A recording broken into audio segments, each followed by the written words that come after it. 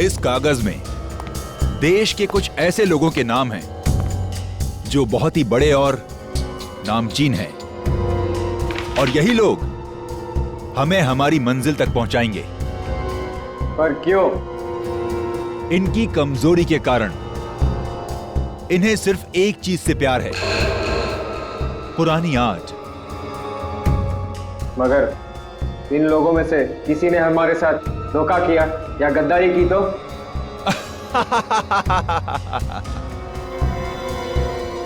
तो हमारे वो साथी किस दिन काम आएंगे जो हमारे लिए जान भी दे सकते हैं।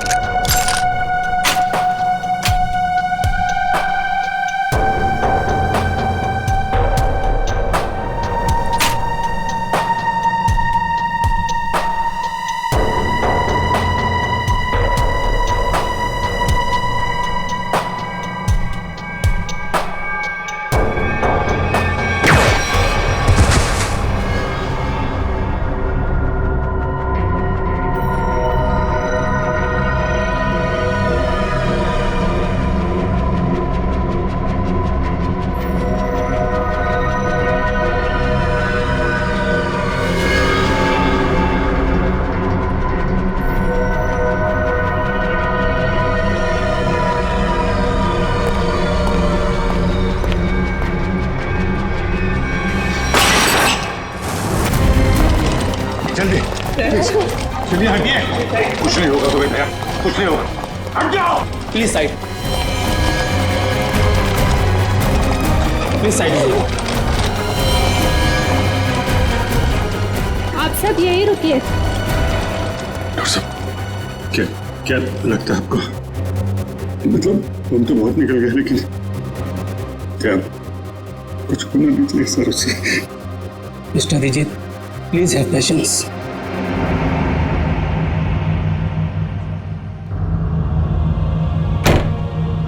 सर को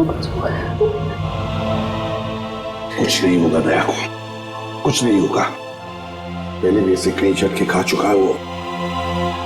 पिछले हफ्ते गोली लगी थी और अब इस बार बॉम्ब ब्लास्ट। समझ में नहीं आता इसका और हॉस्पिटल का नाता कब टूटेगा। वैसे अभिजीत, ये ब्लास्ट हुआ कैसे है? पता नहीं सर, अचानक एक धमाका हुआ और मेरी आंखों के सामने उसकी कार की धज्जियां उड़ गई।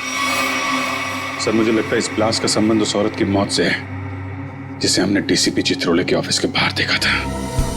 चित्रोले साहब के साथ मीटिंग के बाद दिमाग घूम जाता है। हाँ सर, काम की बात में भी ऐसे टॉन्ट मारते हैं कि जी करता है कि इस्तीफा लिख के उनके मुंह पे मार दो। हाँ, ये बात तो है। खैर, जो भी हो, उनके ऑफिस की चाय बड़ी अच्छी है। अच्छा? नहीं, हमारे ऑफिस की भी अच्छी है। चाय का जो बनाती वो बात नहीं है।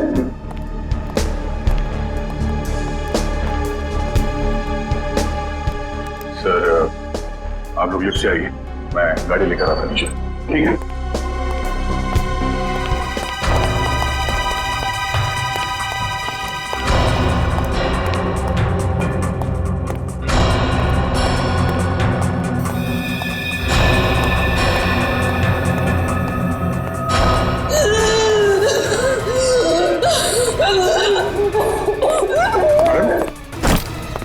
क्या हो रहा है आपको?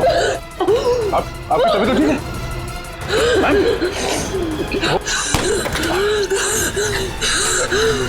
क्या हो क्या रहा है आपको? क्या उस बैग में आपकी दवाई है?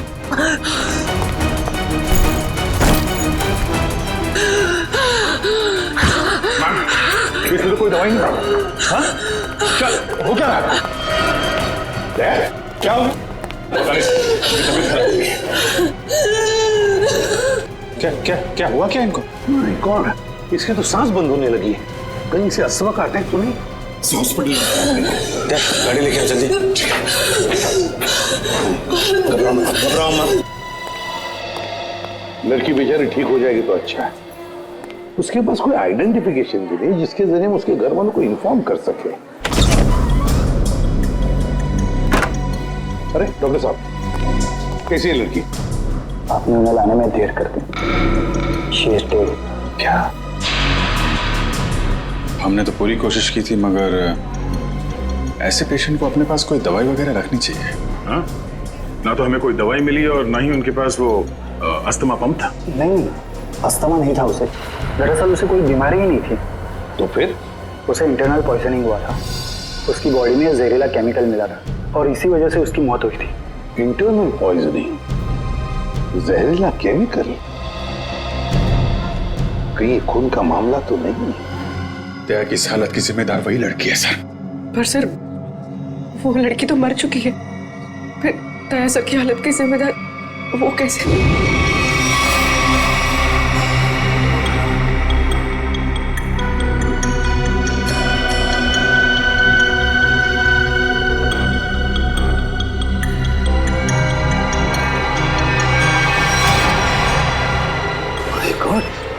बॉस, इस लड़की के पेट में तो बॉम्ब है। क्या? लड़की के पेट में बॉम्ब है?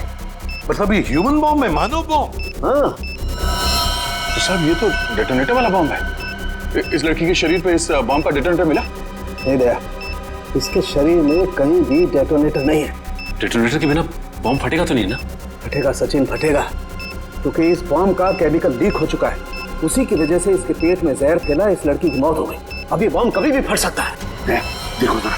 डॉक्टर साहब, करेगा प्लीज। मुझे पहले से शक था कि शायद ऐसे कुछ होने वाला है। रजत sir.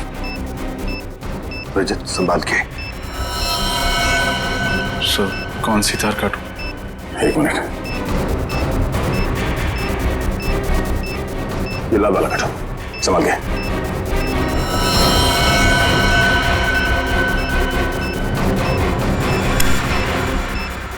Oh no sir, wire काटने के बाद भी बॉम्ब डिफ्यूज नहीं हुआ। My God. निखिल, जल्दी से बॉक्स लेकर आओ, bomb proof box.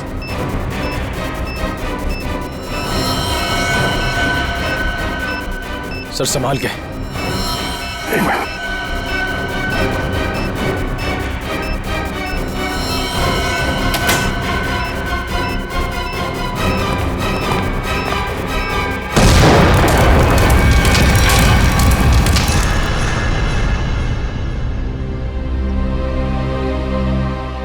Thank God, सही वक्त पर इस मुसीबत से हम बच गए। अब समझ में आ रहा सर, कोई भी इस लड़की को पहचानने के लिए सामने क्यों नहीं आ रहा था। ये लड़की कोई मामूली लड़की नहीं है सर, एक मानव बॉम्ब थी। इसका न जाने क्या मिशन था। दया, जिसने भी ये मानव बॉम्ब बनाया उसका मिशन पूरा नहीं हुआ है। हमने नाकाम कर दिया उसे उसके मिशन में, लेकिन ये फिर से बॉम्ब बनवाएगा, दूसरा बॉम्ब बनवाएगा। सर ये मिशन है कौन? इसका तभी पता चलेगा जब हमें ये पता चलेगा कि ये लड़की कौन थी। हाँ सचिन बताओ।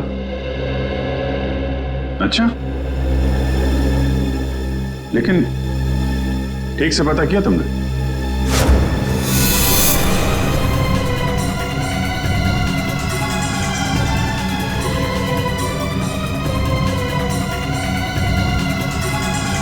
उस लड़की के गुमशुदा होने की रिपोर्ट किसी भी पुलिस स्टेशन में नहीं लिखाई गई। हाँ, मानव बॉम्ब थी वो। देखो सचिन, ऐसे कोई सामने आएगा नहीं। उसकी फोटो सारे अखबार, इंटरनेट, न्यूज चैनल सब जगह भिजवा दो, कोई तो पहचानेगा। नहीं तुम ये करो, फिर मैं बताता हूँ आगे क्या करना है। क्या भाई, आइस टी पीनी थी क्या? हैं? गरम चाय को बर्फ जैसा ठंडा कर रहे हो यार, पहले बता देते। अब कुछ सोच रहा था। हैं? क्या सोच रहा? मुझे लगता है कि वो लड़की मुझसे कुछ कहना चाहती थी। कहना चाहती थी? क्या कहना चाहती थी? पता नहीं यार, वो बार बार अपने बैग की तरफ इशारा कर रही थी। मुझे लगा कि शायद बैग में उसकी दवाइयां होंगी। क्या, लेकिन वो बीमार कहाँ थी? उसकी मौत तो बॉम्ब के जहर से हुई है ना। वही तो, अगर उसके बैग में उसकी दवाइयां नहीं थी तो फिर वो बार बार बैग की तरफ इशारा क्यों कर रही थी? हो सकता है बैग में उसके गैंग के बारे में कोई इंफॉर्मेशन हो। वो बैग है ना तुम्हारे पास? हाँ, गाड़ी में, चलो लेके आते।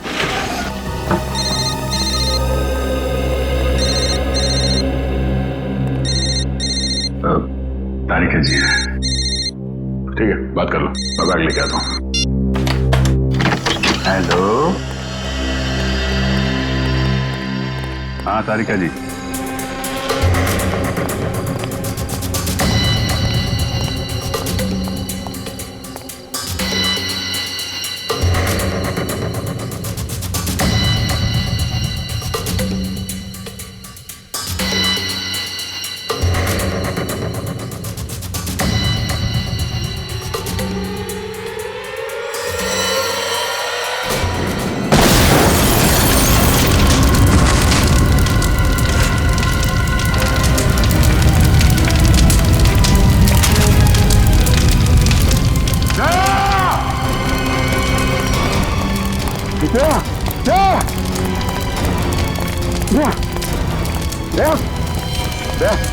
आंखें खोलो, दया कुछ तो बोलो।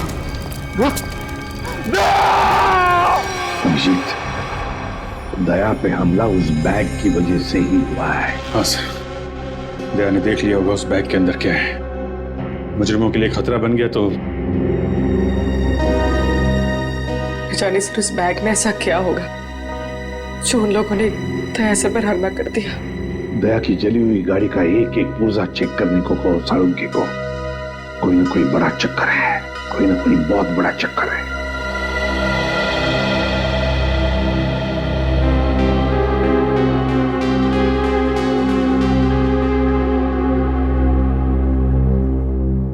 डॉक्टर साहब कैसे थे? अब चुप क्यों है डॉक्टर साहब, बताइए ना दया कैसा है? डॉक्टर साहब क्या हुआ दया सर को? वो ठीक तो हो जाएंगे ना? अब कुछ बोलिए सर। देखिए, हमने उनकी जान तो बचा ली है, लेकिन इस समय वो कोमा में है।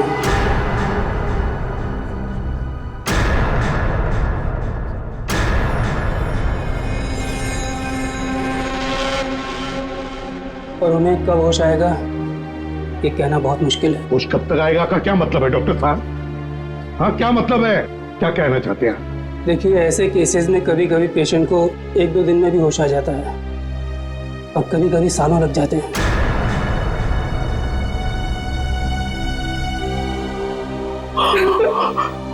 ऐसा नहीं हो सकता, ऐसा नहीं हो सकता सर। नजर को उठना होगा, ऐसा नहीं हो सकता सर। कुछ नहीं होगा दया को, कुछ नहीं होगा। दया एक फाइटर है, फाइटर, सीआईडी का जांबाज फाइटर। मौत के साथ कई बार जूझ चुका है वो, और इस बार भी जीतेगा, इस बार भी जीतेगा वो।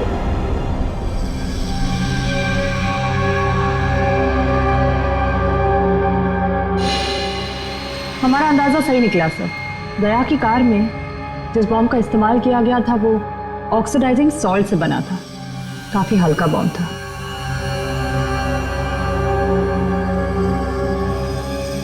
क्या हुआ सर, कोई खास बात? हाँ हाँ, ये देखो, जानती हो तारिका ये क्या है? ये एक लकड़ी का टुकड़ा है, और ये लकड़ी का टुकड़ा बहुत ही अच्छी क्वालिटी का है। मगर मिला कहां से ये लकड़ी का टुकड़ा? लेदर बैग के इस जले हुए टुकड़े पर से। वो लेदर बैग जो उस लड़की के पास था। देखो,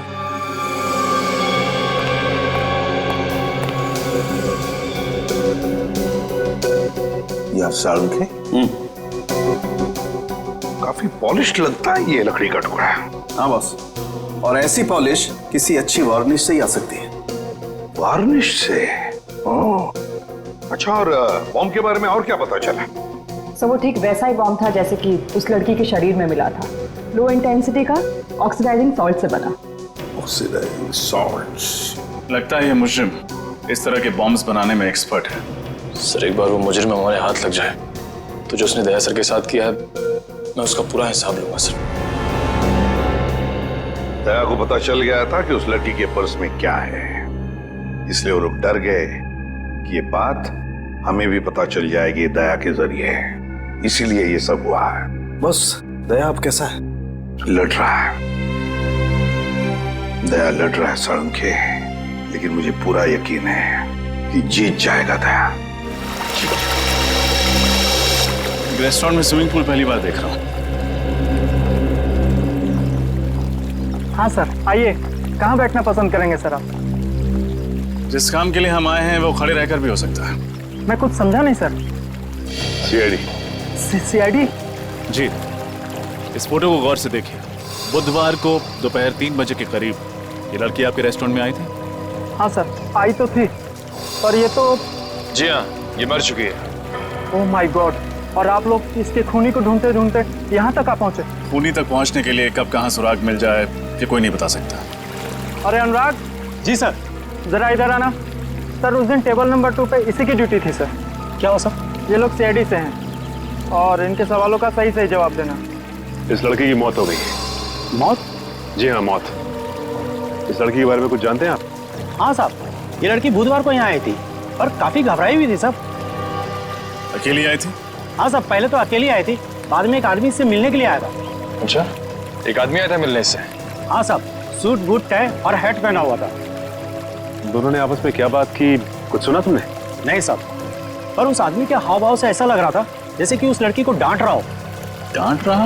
हाँ साहब, और उस आदमी ने एक घड़ी भी दी मैडम को हाथ में पहनने वाली, और शायद वो समझा रहे थे कि घड़ी चलती कैसे है। जरूर वो घड़ी ही उस बॉम्ब का डेटोनेटर होगी। बम? किस बम की बात कर रहे हैं सर आप? कोई नहीं। उस आदमी का चेहरा याद है तुम्हें? नहीं साहब, वो आदमी के नजदीक मैं जब भी जा रहा था वो हेड से अपना चेहरा छुपा ले रहा था। इस रेस्टोरेंट में सीसीटीवी कैमरा तो होगा ही ना? नहीं सर। कमाल है, रेस्टोरेंट में स्विमिंग पूल है, सीसीटीवी कैमरा नहीं। अच्छा, उन्होंने पेमेंट कैसे की थी? कार्ड से? कैश किया था सर। क्या कहा तुमने? टेबल नंबर 2 पे बैठे थे? हाँ सर, वहाँ है टेबल नंबर 2। शायद इस टेबल और इन कुर्सियों पर अभी भी उन लोगों की उंगलियों के निशान हो। एक काम करते हैं, ये फर्नीचर डॉक्टर साळुंखे के पास भिजवा देते हैं।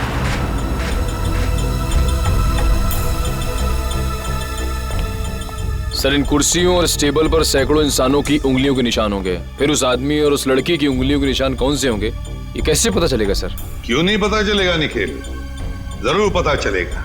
तो बॉम्ब बनाने वाला आतंकवादी है, उसके उंगलियों के निशान तो हमारे क्रिमिनल डाटाबेस में होंगे ही, अभी पता चल जाएगा। सर, हॉस्पिटल से वो घड़ी मिल गई है जिसे शायद बॉम्ब को डेटोनेट करने के लिए इस्तेमाल किया गया था। काफी महंगी घड़ी लगती है ये। साळुंखे, हाँ आजा, देख इस घड़ी को।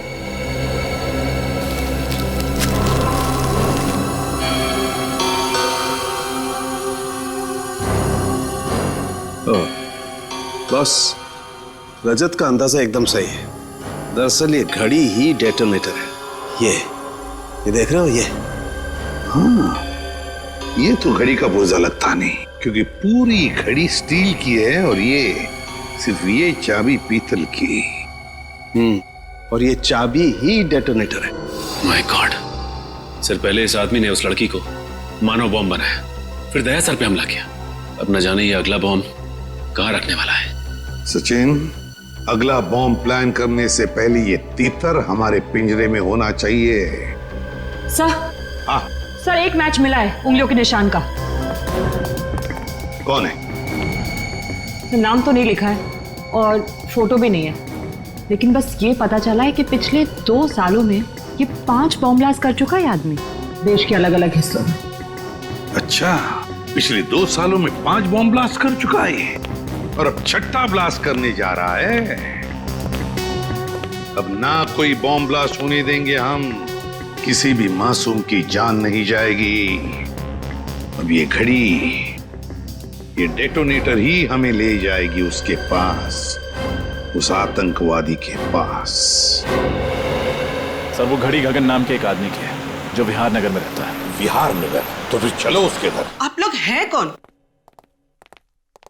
देखिए हम लोग सीआईडी से हैं। सीआईडी से? जी हाँ, सीआईडी से। गगन घर में है। ये लोग कौन है माँ? बेटा ये लोग सीआईडी से आए हैं, तुमसे मिलना चाहते हैं। देखो गगन, हमारे सवालों का हमें सही सही जवाब चाहिए। सही सही जवाब, समझे? क्या काम करते हो? वो ज्वाला रोड पे पाव भाजी का बागला है साहब मेरा। कितने पैसे कमा लेते हो महीने में? यही कोई 6-7 हजार रुपये महीना। 6-7 हजार रुपया महीना?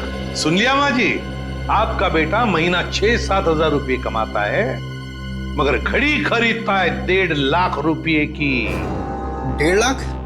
हाँ, 1.5 लाख की घड़ी है ना।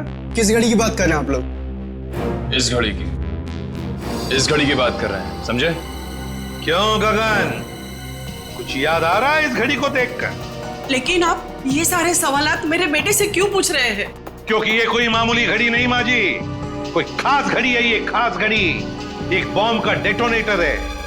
बॉम्ब? जी हाँ, बॉम्ब। इस पर ये जो चाबी है ना, उसके दबाने से बॉम्ब ब्लास्ट हो सकता है। क्यों गगन? माँ जी, आपका बेटा गगन गलत लोगों से मिला हुआ है। ये झूठ है माँ, ये घड़ी तो मैं किसी और के लिए खरीदता था। वो एक घड़ी खरीदने पे मुझे 20,000 रुपये देता था, मगर मुझे नहीं मालूम था वो इन घड़ी का इस्तेमाल गलत काम के लिए करते हैं। तो अपना दिमाग लगाना चाहिए था। वो एक घड़ी खरीदने के लिए तुम्हें 20,000 रुपए क्यों देगा? साहब मेरा बेटा निर्दोष है, आप इसे माफ कर दीजिए। गगन निर्दोष है या नहीं ये तो पता चल ही जाएगा, लेकिन बताओ ये लोग कैसे मिले तुम्हें? वो लोग मेरी दुकान पे पाव भाजी खाने आए थे साहब। उन लोगों ने कहा क्या मैं काम करना चाहता हूँ। मैंने सोचा इसी बहाने में कुछ पैसे कमा लूंगा साहब। अभी कहाँ मिलेंगे? पता नहीं साहब, जब इनको जरूरत होती है ये फोन करके खुद ही संपर्क कर लेते हैं मुझसे। जब उन्हें जरूरत होती है तो वो खुद संपर्क कर लेते हैं। अब तो हम संपर्क करेंगे उनसे, हम संपर्क करेंगे। जी मालदार पार्टी है बॉस, 5 करोड़ का रोकड़ा लेकर आई है, पर माल उसको अब भी चाहिए। 5 करोड़ का माल? तुमने पता किया वो किस गैंग का है? नहीं बॉस, ये तो मैंने पूछा ही नहीं। बेवकूफ, हमारे इस धंधे में किसी पे भरोसा नहीं किया जा सकता। तुम्हारी इस मालदार पार्टी पे मुझे शक हो रहा है। कौन हो तुम और अंदर कैसे घुस आए? बॉस, यही तो है वो मालदार पार्टी। हम तुम पर भरोसा करते, तुम हम पर शक करते, हमारा तलाशी लेते तुम। हम इधर पे डील करने को आए, तुमको क्या लगता है हम जेब में गन लेके घूमते? तुम सोचता है कि हम जेब में ऐसे हाथ डालेगा वैसे डंडी करेंगे? मोबाइल। नाम क्या है तुम्हारा? डोगा। किस तरह का बॉम्ब चाहिए तुम्हें? मानव बॉम्ब। तुम गलत जगह आए हो। जी नहीं, बिल्कुल सही जगह आया हूं मैं। इस लड़की को मानव बॉम्ब तुम ही ने बनाया ना? कौन हो तुम? सीआईडी। कौन डाला इन सबको? फायर!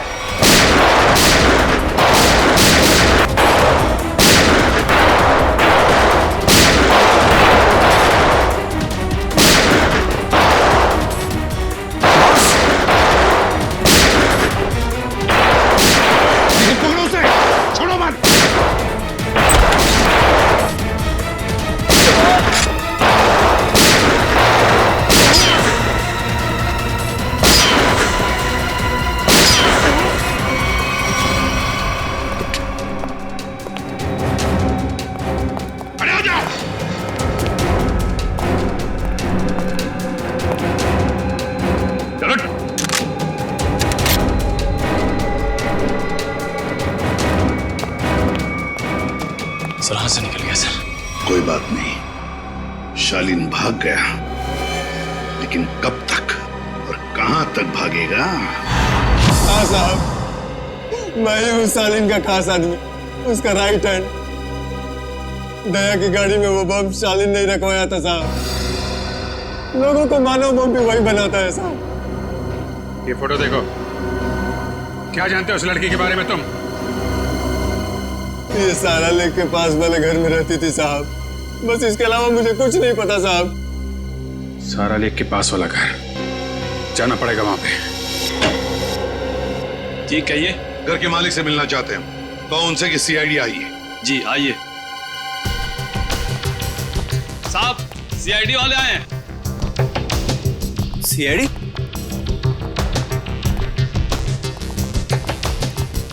तुम जा।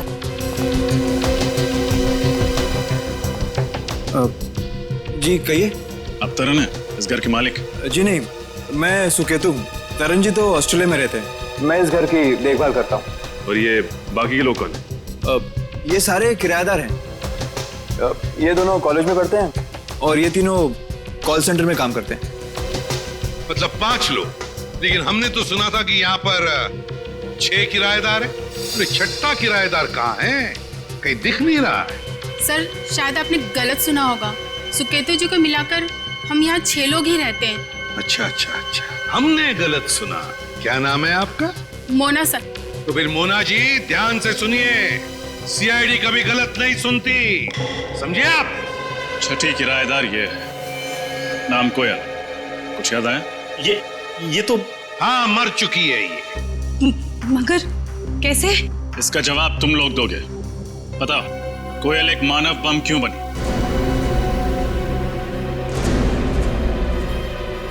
कोयल मानव बम थी?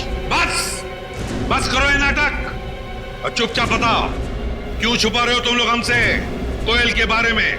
बताओ जल्दी। सर हम कुछ नहीं छुपा रहे, हम बेगुनाह हैं सर। बेगुनाह लोग झूठ नहीं बोलते, समझे? सचिन, सबको ब्यूरो ले चलो। रुकिए सर, मैं आपको बताती हूँ कि सच क्या है। सर 5 दिन पहले रात 1:30 बजे ये आवाज कैसी? कोयल,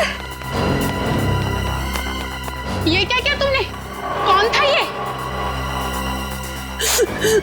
इसकी तो नासी नहीं चल रही है, ये मर चुका है। हे भगवान, कोयल तुमने खून कर दिया, अब क्या होगा? नहीं, मैंने इसे जानबूझ के नहीं मारा। ये इंसान हमारे घर पे चोरी करने घुसा था और मैंने इसे देख लिया और मुझ पे हमला करने लग गया और मैंने अपनी आत्मरक्षा करने के लिए इस पे गोली चला दी। ऐसे कैसे गोली चला दी तुमने? गन दिखाकर इसे डरा भी तो सकती थी, हमें बुला लेती। सब कुछ इतनी जल्दी हो गया, कुछ समझ नहीं आया मुझे। लेकिन तुम्हारे पास ये गन कहाँ से आई? सॉरी सिमरन, मैंने तुम लोगों को बताया नहीं। ये गन हमेशा मेरे पास रहती है और सच्ची में इस गन का मेरे पास लाइसेंस भी है। सच्ची बोल रही हूँ। अब करना क्या है? करना क्या है? सीआईडी को बुलाते हैं और सब सच बता देते हैं। हाँ। नहीं सिमरन, तुम ऐसा मत करो प्लीज। देखो, सीआईडी मेरी बात पे भरोसा बिल्कुल नहीं करेगी। वो लोग मुझे फांसी पे चढ़ा देंगे। कोयल ठीक कह रही है, सीआईडी तो क्या, सुकेतु और बाकी के लोगों को भी इसकी बात पर भरोसा नहीं होगा और बेवजह इसकी जिंदगी खराब हो जाएगी। और वैसे भी ये आदमी कोई नेक इंसान तो था नहीं, चोर उचक्का ही था। एक काम करते हैं, इस लाश और इस राज को किसी ऐसी जगह दफना देते हैं जहां से फिर कोई ढूंढ ना पाए। एक खून पर पर्दा डाला तुम दोनों ने। लगता है चोर यहीं से है। सर।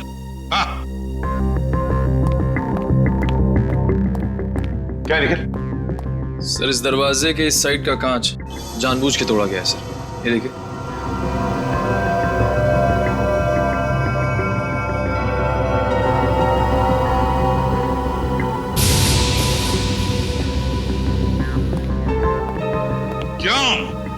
दरवाजे का कांच टूटा हुआ है और दरवाजे के वहां खून पड़ा है।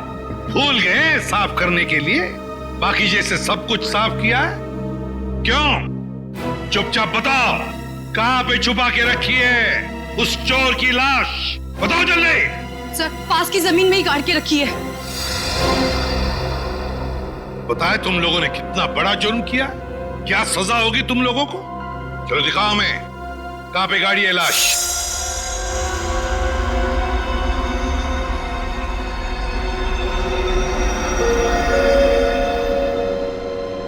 सालू के क्या चलाया तूने यार? कब से हम पूछ रहे कि क्या पता चला, क्या पता चला? यार तू बताने को तैयार ही नहीं है कि कुछ पता चला क्या नहीं। हम तो दया की तबीयत को लेकर परेशान है और फिर तू इस तरह से बर्ताव कर रहा है। अरे यार, दया की चिंता मुझे भी है, इसीलिए इस केस में मैं हर एविडेंस की इतनी बारीकी से जांच करना चाहता हूं ताकि मुझसे कहीं कोई गलती की गुंजाइश ही न रहे। और तुम्हें बता ना, कोयल ने जो इस चोर को मारा उसकी लाश से तुझे क्या पता चला? बता। पता ये चला है बॉस, इस चोर को कोयल ने नहीं मारा। क्या? लेकिन कोयल के दोस्तों ने तो बताया कि उसने अपनी जान बचाने के लिए इस चोर को गोली मारी थी। नहीं रजत, ऐसा नहीं हो सकता, क्योंकि इस चोर पे जो गोली चली है वो कोयल की गन से नहीं चली। तो क्या फिर इस चोर ने अपनी ही गन से अपने आप को मार लिया? नहीं सचिन, गोली चोर की इस गन से भी नहीं चली। गोली इस चोर की गन से भी नहीं चली, गोली कोयल की गन से भी नहीं चली, तो तुम्हारे कहने का मतलब है कि किसी तीसरी गन से गोली चली? मतलब उस वक्त कोई तीसरा आदमी भी था वहां पर? हाँ बॉस, बिल्कुल, वहां पर कोई तीसरा आदमी भी जरूर था। दरवाजे के पास जो सूखा हुआ खून आप लोगों को मिला है, वो ना तो इस चोर का है और ना ही कोयल का है। कौन है ये तीसरा आदमी?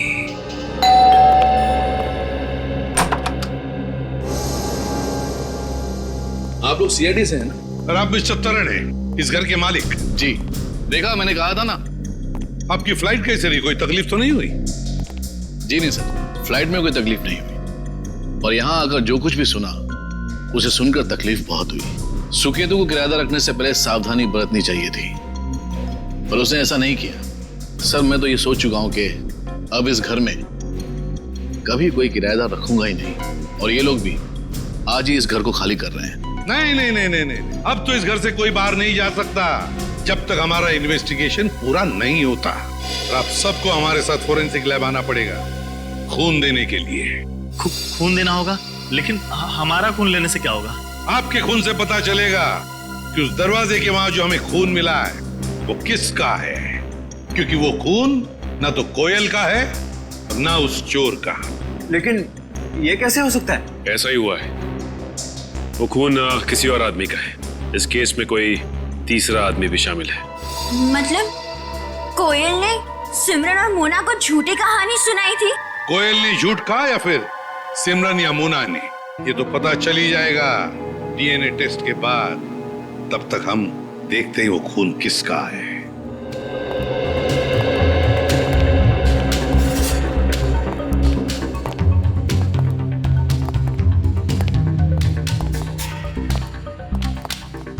देखो अच्छी तरह से देखो, कुछ न कुछ तो हमारी नजरों से छूटा है पिछली बार। इस बार मिलना चाहिए कोई न कोई सुराग।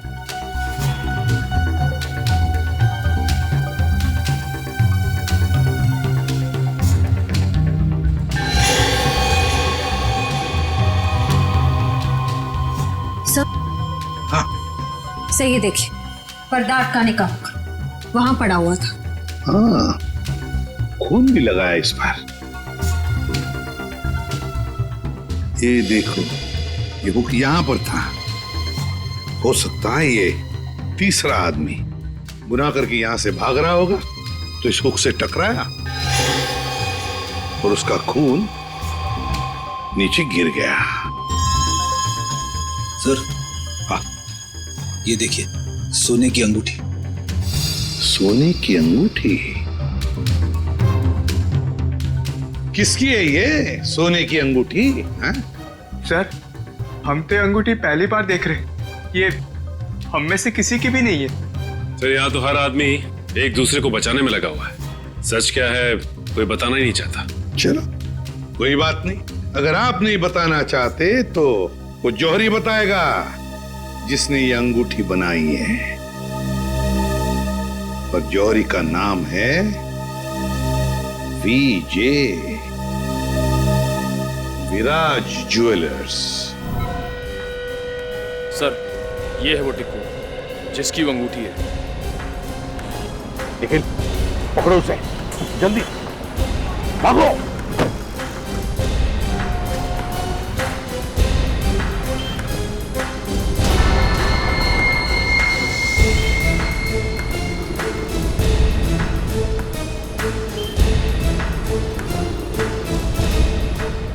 बस में बैठने साहब, चलो जल्दी निकलो।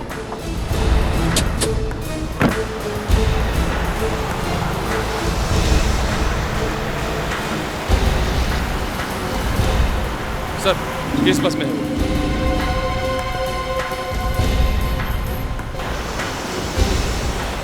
बहुत बड़ी मुसीबत में फंस चुका हूं। सीआईडी वाले मुझ तक पहुंच चुके हैं।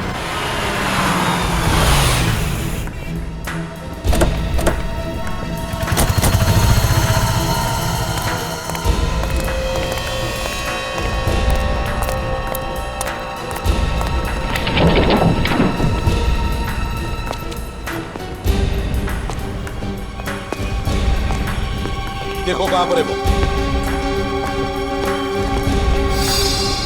रोड़ा टिको, वो सामने सो रहा है। हे, उठ।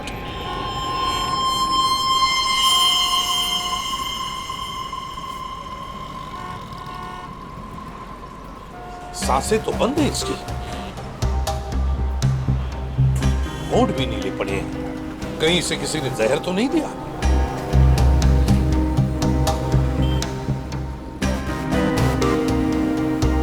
ये देखो,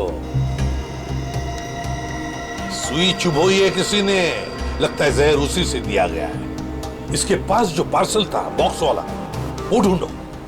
देखो उस पार्सल को ढूंढो।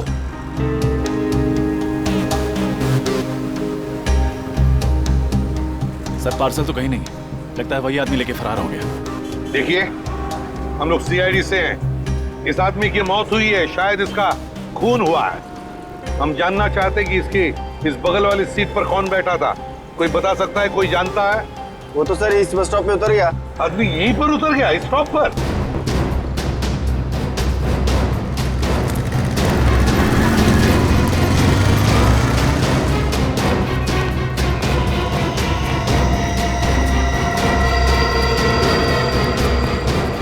कहाँ गायब हो गया सर?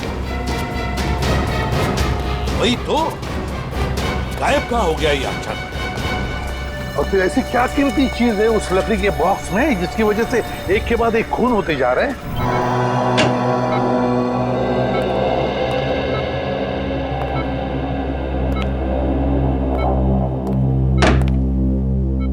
श्रेया,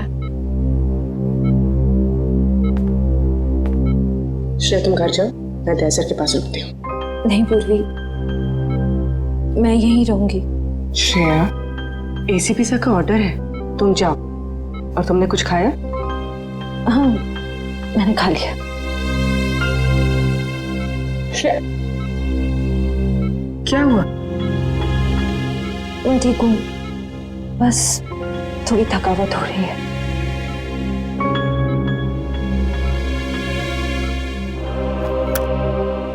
लो, पानी पियो। मैं पानी नहीं पी सकती। नहीं पी सकती मतलब?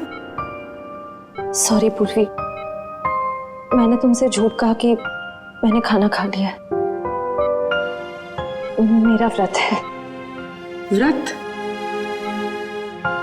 दया सर जल्दी ठीक हो जाए इसीलिए? सिर्फ दया सर के लिए नहीं, हमारी पूरी टीम के लिए। पूरी टीम के लिए? अगर एसीपी सर को पता चलेगा ना तो वो बहुत नाराज होंगे। पूर्वी प्लीज, एसीपी सर से कुछ मत कहना। तुम बाहर आओ। चलो पूर्वी, चलो।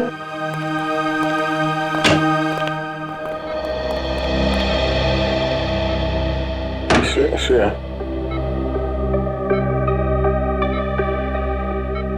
श्रेया, ये लड़की, श्रेया मेरे लिए सब क्यों कर रही हो?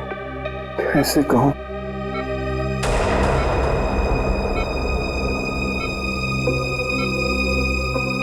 ये यहाँ कैसे?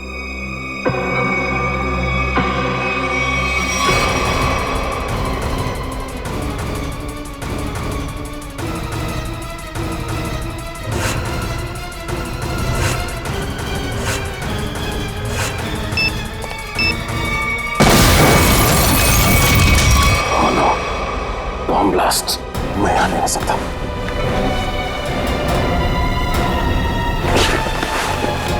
श्रेया, श्रेया,